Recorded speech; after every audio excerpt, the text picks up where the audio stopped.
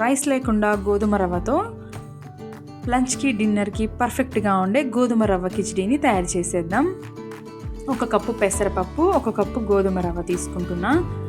పెసరపప్పు పొట్టున్నదైనా యూస్ చేయొచ్చు, చాలా బాగుంటుంది. ఈ రెండిటిని ఒక 2 టైమ్స్ బాగా కడిగేసి నీళ్ళన్నీ వంపేసి మంచినీళ్ళు పోసుకొని ఒక హాఫ్ అన్ అవర్ నానబెట్టుకోవాలి. 10 to 15 minutes నానబెట్టుకున్నా సరిపోతుంది.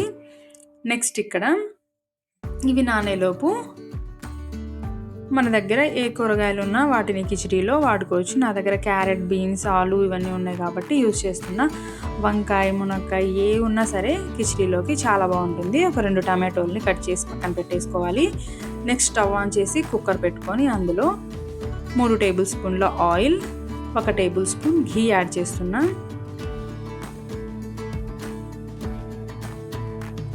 నెక్స్ట్ హాఫ్ టీ స్పూన్ జీలకర్ర, 2 పెద్ద ఆనియన్స్ని చిన్న చిన్న ముక్కలుగా కట్ చేసి వేసేసుకోవాలి. ఆనియన్ కొద్దిగా కలర్ చేంజ్ అయ్యేదాకా వేయించుకున్న తర్వాత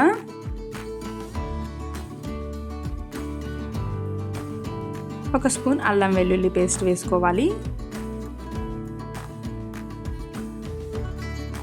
ఇది కాస్త వేయించుకున్న తర్వాత 2 పచ్చిమిర్చి, కొద్దిగా కరివేపాకు,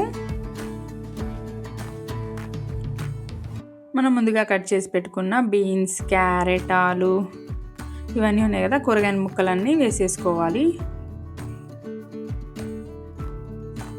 ఇవి కాస్త ఆయిల్లో ఫ్రై చేసుకొని టమాటోల్ని కూడా వేసి కూరగాయలు కొద్దిగా మగ్గించుకుంటే బాగుంటుంది.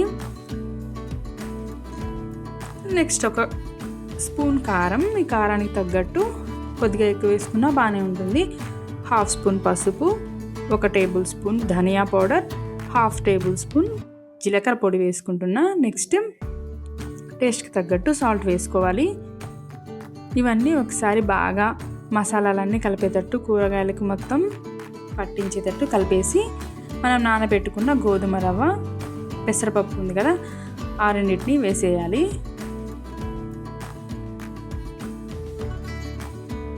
గోధుమ రవ్వ, పెసరపప్పు, కూరగాయలన్నిటిని ఒకసారి బాగా కలిపేసుకున్న తర్వాత